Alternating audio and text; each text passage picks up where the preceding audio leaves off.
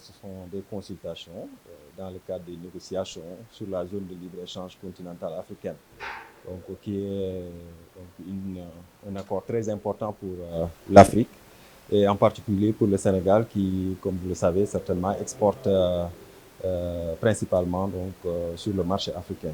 Donc l'objectif c'est surtout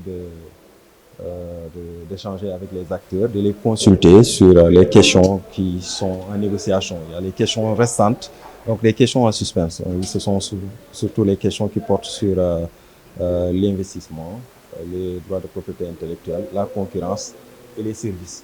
Donc nous voulons échanger avec les secteurs privés ainsi que tous les acteurs pour recueillir leurs positions et pouvoir porter ces positions-là dans le cadre des négociations de la ZLECAf et notamment pour l'activité qui se déroulera la semaine prochaine, c'est-à-dire le Conseil des ministres de la ZLECAf qui doit délibérer sur ces points-là avant de les transmettre à la conférence des chefs d'État et de gouvernement de l'Union africaine. Oui, en fait, la position elle est déterminée par tout le monde. Ce sont, comme je l'ai dit, les acteurs qui donnent des orientations que nous adoptons.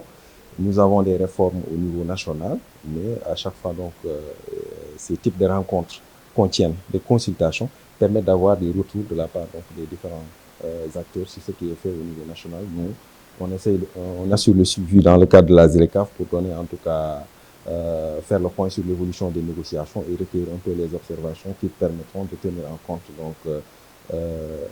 les réformes, donc les programmes qu'on élabore ou qu'on met en œuvre au niveau national afin d'avoir plus de cohérence dans ce qu'on fait, aussi bien au niveau national que régional et continental. Il y a plus d'opportunités, je dirais plus d'opportunités dans la ZLECAf pour le Sénégal que de dangers. Il n'y a pas chaque ouverture comporte certainement quelques risques ou quelque chose à perdre. On a toujours quelque chose à perdre, mais on a plus à y gagner. Donc ce sont des négociations et dans les négociations c'est un rendez-vous du donner et du recevoir. Vous acceptez de faire des concessions, de laisser quelque chose pour prendre peut-être quelque chose de plus important. Et je l'ai aussi dit, nous sommes un pays qui exporte plus en Afrique et quand on regarde nos exportations, elles sont plus diversifiées vers le continent africain que vers les autres continents. Donc nous avons une opportunité pour renforcer nos entreprises, pour renforcer nos exportations, pour aller disons vers une économie industrialisée, avec des entreprises qui transforment des produits qui sont exportés sur ce marché.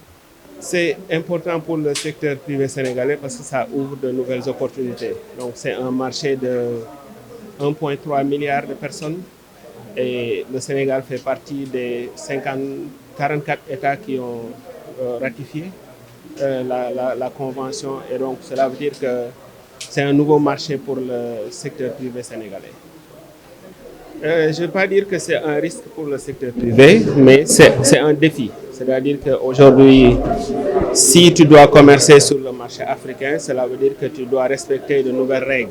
Et donc, ce n'est pas une contrainte pour le secteur privé, mais un défi que le secteur privé est prêt à relever. Et parce que dans toutes les concertations, le secteur privé est convié.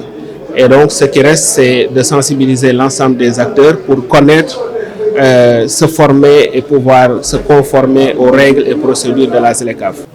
Donc, le secteur privé, je ne veux pas dire une contribution, mais doit être au cœur de la ZLECAf. Et pour les associations professionnelles du secteur privé, c'est d'assurer cette sensibilisation, cette formation, cette information des acteurs. Parce qu'on signe des accords, mais aussi il y a des outils qu'il faut comprendre, qu'il faut maîtriser pour pouvoir commercer au niveau africain.